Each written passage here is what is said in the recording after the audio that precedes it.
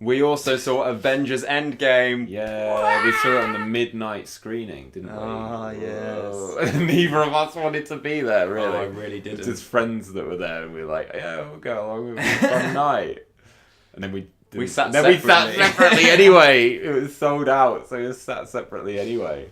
I had so much Red Bull before. Really? Oh, so much. So much. I think the only thing I had couldn't was the mocha when I got there.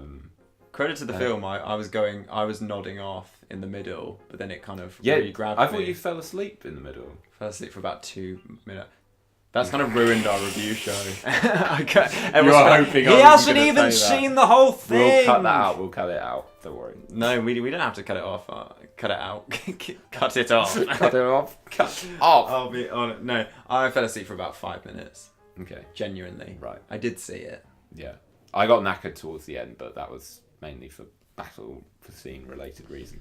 So, what is the plot of this little indie gem? So, Gem.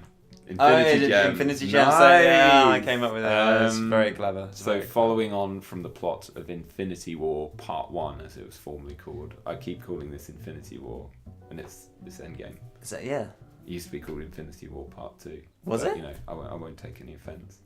Just call it Endgame. It's easier. That's what I do. So following on from Infinity War, big baddie Thanos has wiped out half of the life in the universe with a simple click of his fingers using the 6 Infinity Stones. The remaining Infinity. Can you imagine if the 6 kidney stones were united? Click. All kinds of intestinal pain removed forever. And the remaining Avengers band together to track down... Spoilers. Before we go into this, sorry. There has been a big spoiler campaign to prevent any spoilers from going out. We will buy into it. This will be a spoiler review. Oh yeah, we'll write it on the thing. Spoilers. I will provide timestamps and things, as can be seen here. Hopefully. They set out to destroy Thanos, and then basically the film's question is, how do we bring back the 50% of the universe that has been wiped out when Thanos is in possession of these stones, the 6 kidney stones. And yeah, there it is. That's the plot. It's a very simple plot, really. It's only involves 500 superheroes. Well, yeah. That's to start. That's something that I liked much more about this one, was that there were only about, well, it's still like 10 superheroes, and yet it felt much more focused because there were fewer of them. Oh, I disagree. Really? Yeah, I think Infinity War is much more focused. What, on the individual characters? Not on the individual characters, Well, but that's what I meant. as a film. Okay. But no, No. As a film, in the way that the story wraps up, Infinity War is much more focused. Maybe. Everything feels like it's moving towards a specific point a lot more in Infinity War, whereas it feels like a lot of, in this one, it feels like certain plot threads are slowly edging their way towards a certain point. Really? That's what I thought. I mean, I've told you before, and I'll sort of say here that I wasn't a big fan of Infinity War. Yeah, start off with what you thought. Very scattershot. It's like, I will agree that it was a coherent story, but it wasn't necessarily interesting because it was just so thinly spread across all of these characters. And, you know, the problem was that the one thread holding it all together was Thanos. And when a character like that has such a sort of villainous motivation, he's not really you shouldn't really be the core of your film. The one thing that you're almost, you know, you feel like, you know, when you're watching a film, you kind of need to know about your hero so that you can sympathize with them. With this, you know, it depends upon how much of the Marvel universe you've been following.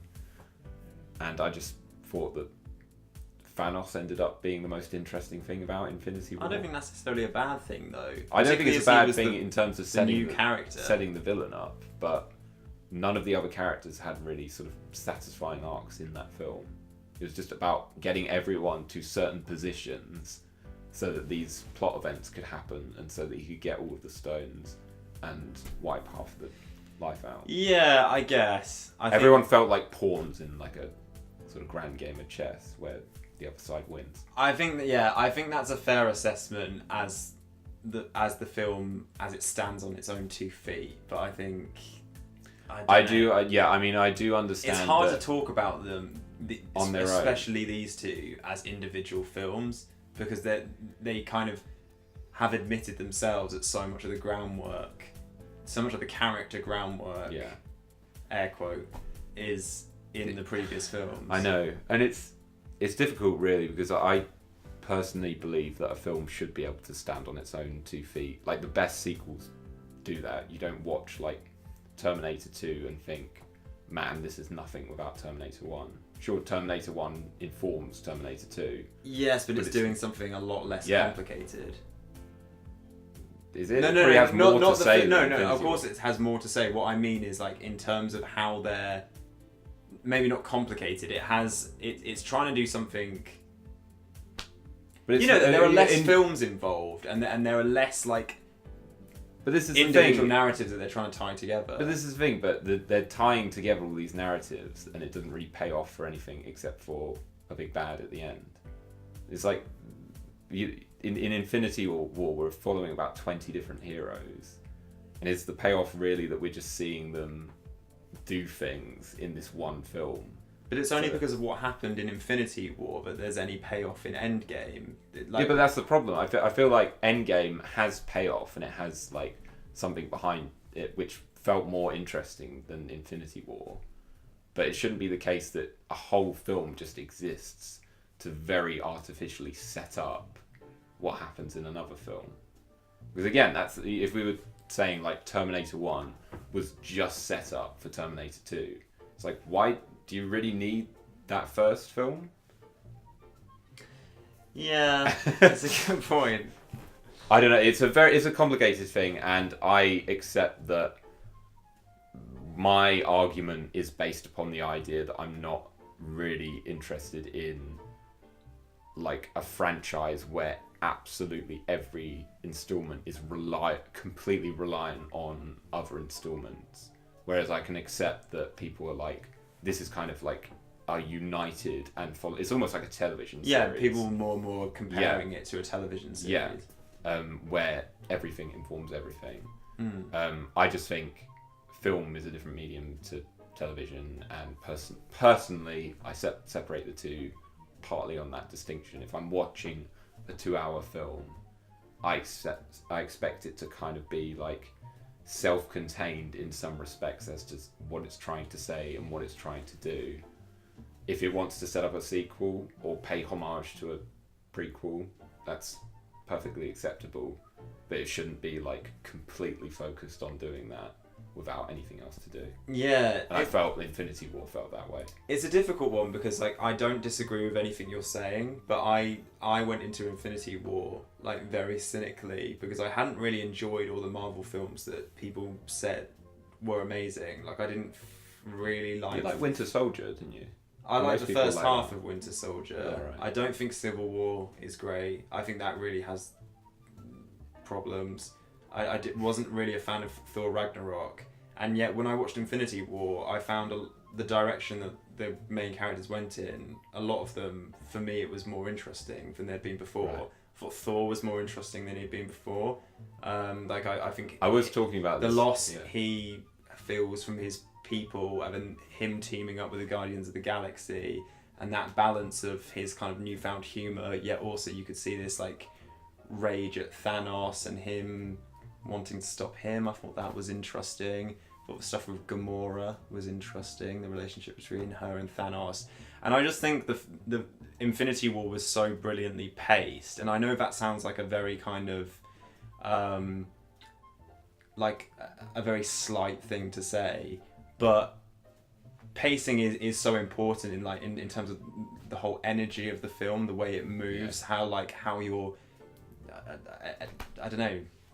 Your intention is I don't want to play down that it's admirable that they have brought so many story threads together for this film.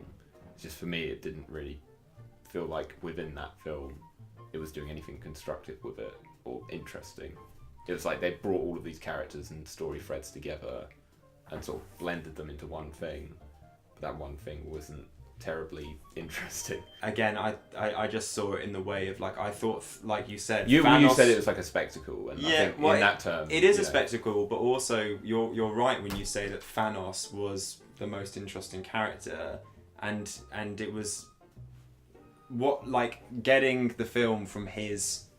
How much we got to see into his perspective was interesting, and you kind of already know where the others stand. But I do see your point of like, and it's weird. The heroes' arcs don't stand on their own 2 feet in that film. And I also get, and this feeds into what I thought about Endgame, where I was watching Endgame. Sorry, we'll probably try and talk a bit more. Yeah, we're just talking about Infinity War. When I was watching Endgame, there were scenes in that where I wasn't really particularly caring a lot for the sort of backstory stuff. I found a bit sort of not on the nose.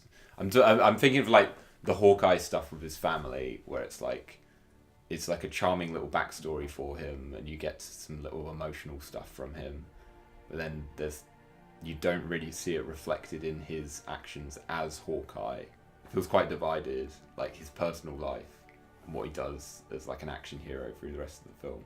Yeah. But I was watching those backstory scenes and thinking, I completely get like the fan, like admiration, or I've been like this in the past where, I watch like the Transformers films and I'd be completely oblivious. Why? Yeah, why? Yeah, why exactly? And I'd be oblivious to the criticism, but I was there for like the robots. And for anyone else, it's like, who the fuck is this robot? Don't care about any of this shit because it's not executed in a way. But me having looked forward to it and knowing who these characters are in advance, like the 2 seconds that robot number 5 gets on screen, I'm like, yeah, they're there, they're doing this. Look at the robot. Oh, let's read into this and that. I got that out of Endgame. I was like, okay, I can definitely get why fans really get hooked onto these characters and their backstories, because there's something quite human in there. Maybe not like terribly cohesive, but they kind of hone in on like human qualities in a way that some other superhero films don't nowadays. So yeah, is that what you think Endgame does better? Did that focus on the characters more as people and them? Kind of, yeah. I mean, like I say, there's a bit more, it's not always the case that screen time is equivalent to content or sort of meaning. But in this case, it felt like it was. The fact that the remaining characters got more screen time meant we got more exposure to them as people, how they interacted as a team, what they were feeling about the scenario. And oddly enough, on the flip side, I found Thanos kind of uninteresting in this one. They didn't do much from at all. I thought that was a big problem. There was like no payoff. In fact, it was. Sorry, you go. I was saying this with someone at work because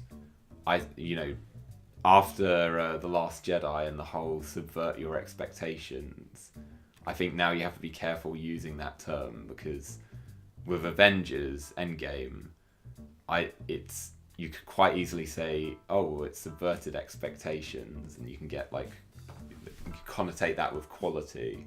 Whereas I think, say for instance, with the Thanos payoff, spoilers, he bites the bullet quite early on. Yes. And then the version that we're dealing with for the rest of the film is like a past version who still hasn't obtained the stones. So it's basically the version of the first half, only without the backstory attached to him.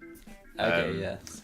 But yeah, the fact that he gets offed so early on, I'm like, oh, you could have done so much more with that character. Like, what is he thinking in retirement? Like, without when he destroyed the stones, like, those are big choices to make. You have like 6 stones with which you can shape reality, and he decided to destroy them. Like, what was going through? Like, you've shown that there's so much thought behind this character and so much backstory. Surely, like, some of that must inform, like, and it's kind of undone, because when he realizes what's happening, that they've, that the Avengers have gone back in time, to stop him, and he figures out what's happening. He comes out and he's just suddenly like, I'm gonna do this for pleasure.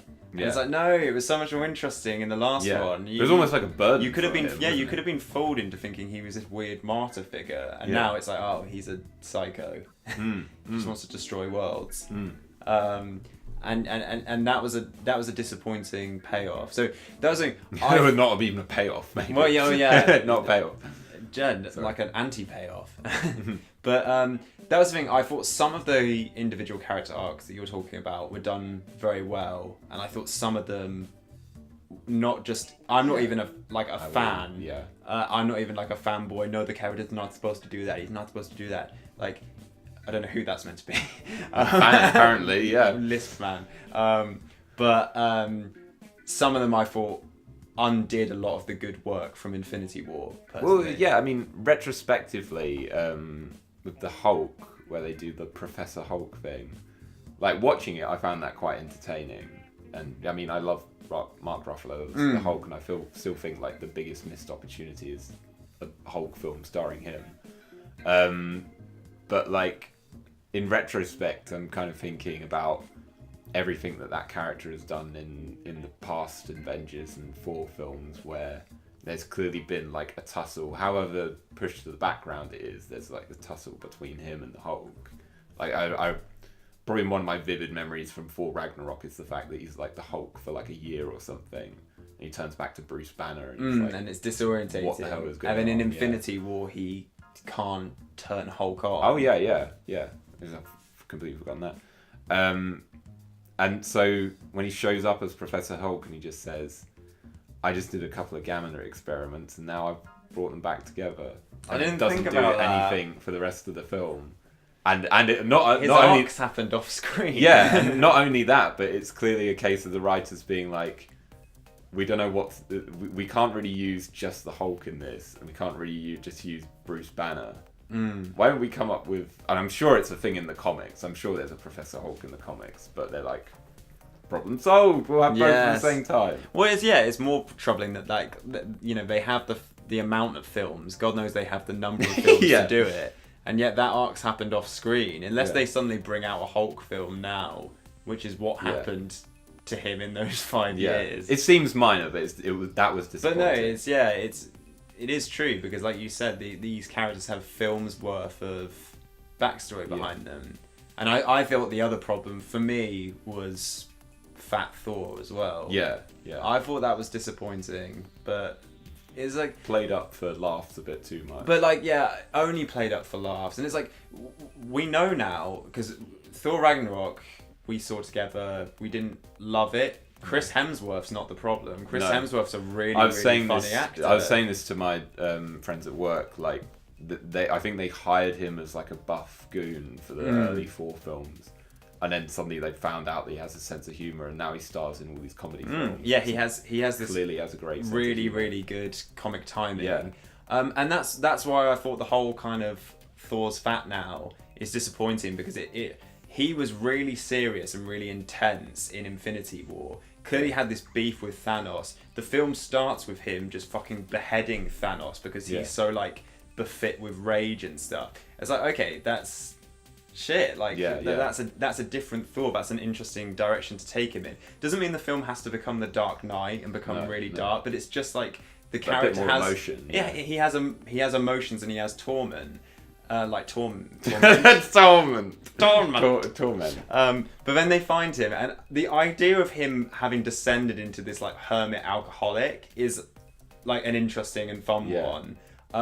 But all of the humour could just derive from his performance and the way he delivers his lines and the way he works with that idea of him as an alcoholic. You don't need the fat suit, because you don't take him... You couldn't even work out if it's CGI or prosthetics. But it's just like, you can't take him seriously at all. No. And it's again... It takes away that levity. Individual character arcs are disappointing, but especially as we're like, now that I'm starting to invest in them. Or what about Hawkeye and Black Widow get sent to retrieve the Soul Stone, and the less interesting of the two survives. The one that everyone has been rooting to get killed off for the past like 4 Avengers films doesn't die, and the one who had any kind of like main stake in the Avengers does. Well, I think mean, there's a TV I think it's the end of the road for both of them. It is, but like, surely there's more audience attachment to Black Widow than Hawkeye. Sure. There is a television show coming out of Black Widow, but I mean, I rewatched in a screen check the scene where he ends up in the Soul Stone and Black Widow dies. It's like absolutely no payoff for this character who is probably one of the like main 3 or 4 Avengers for the past 4 films. She was just dies quickly and he has the disposed stone. of. A bit sad for like one shot. Comes back. She didn't make it. Oh man. Continue the story. Yeah. It seemed jarring to me. It was a quick way to lose her. Yeah. Definitely. This is what I mean. I contrary to everything that I've said thus far, I enjoyed this film. Yeah, so I quite we've been enjoyed really kicking into it. Same. Well, no. Well, for me, it's like an asterisk. I enjoyed it in the cinema. I was sort of. It wasn't amazing, but I enjoyed it more than the first installment, and I liked it as a romp. But it's the more that I think about it in retrospect, the more it starts to fall apart. Which is a shame because, like I say, I enjoyed it, and it feels a shame that all this stuff is, you know, when I engage with the film, when I actually start thinking about it, because people, you know, my mum was asking me, can't you just sit and watch a film rather than like taking it apart? But that's my way of engaging with a film, is to think about That's it. who I am. It's just what I do, you know, because otherwise I just feel like I could sit in front of anything and it just have the same sort of glazed over response. So it's a shame that when I actually interact with it, it falls apart. Yeah. Sorry, I feel like you want to say something. No. That's I'm just thinking. Because the only other thing that I was going to say, which was another retrospective thing, is that I enjoyed the whole time heist whilst it was happening. It felt very sort of. It's a good way to have like 3 different plots playing at the same time, interact with the history of everything that's been building up to this final film, and kind of, you know, have it all. A great way to show all the characters as well. And even there's some interactions like Howard Stark with Tony Stark and that kind of thing. But then I remembered that before I went to go and see it, one of my sort of trains of thought was, the one reason why I want to see this sort of final film is how on earth do they tackle this like space god? He's basically got control over everything, and I'm like, they're gonna need like a seriously devious plan because, you know, he's got a time stone, so they can't really use time travel against him. And then they use time travel anyway, and it's kind of, you know, it was fun, but it sort of deprived me of a much more like, I kind of wanted to see these characters like really put their heads down and be like, how on earth are we gonna, because that, you know, that would be exciting. It's like, how do you take this guy down when he's got control over reality? Yes. You really have to put your wits together. And I feel like that would be like put them through the ringer so much more and kind of be more satisfying. Yes, that's the thing. I think. But I realise that's like asking for a completely different film. And I think people were so relieved as well that it wasn't just like Captain Marvel comes in and fixes everything. Yeah. Well, even then, it's like they send her to space whenever they don't want an overpowered character there. Yes. She's like, I have other planets to deal with. It's like, what? We're taking down the guy who caused all of this. Do you really have something more important to do? You're gonna go to planet, I don't know, Gulab and clean up someone's toxic spill whilst we're trying to take down a space god. It's true. I'm sorry.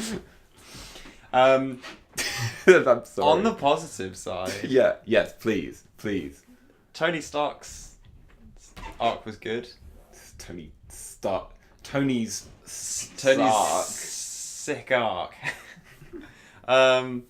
I like what they did with him. Robert Downey Jr. is so good in that role, and he always adds a lot of gravity to it. I mean, I've never really gotten on with the Iron Man character because I always found him a bit too self-absorbed for me to be sympathetic with, but that's like a personal thing. Well, that's the thing. But I think that's a front, though. Yeah,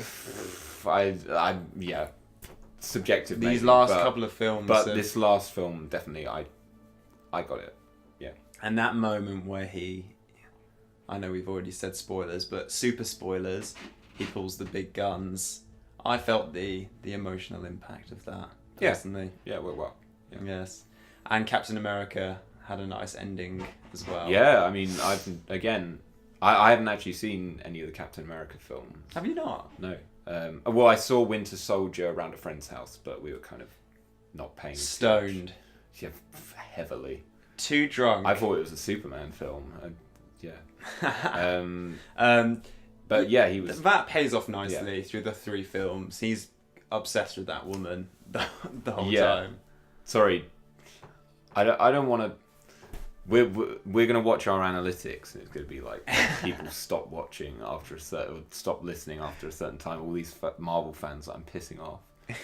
But one thing I didn't like about Endgame, just one thing, the whole time travel thing where they go out of their way to be like, this isn't like other films, this isn't the time travel physics of every other time travel film that's existed. Oh yes. And it's like, you're already kind of shooting yourself in the foot by defying conventions, because then you kind of have to re-explain stuff that most audiences are already will accept. In. Yeah. Yes.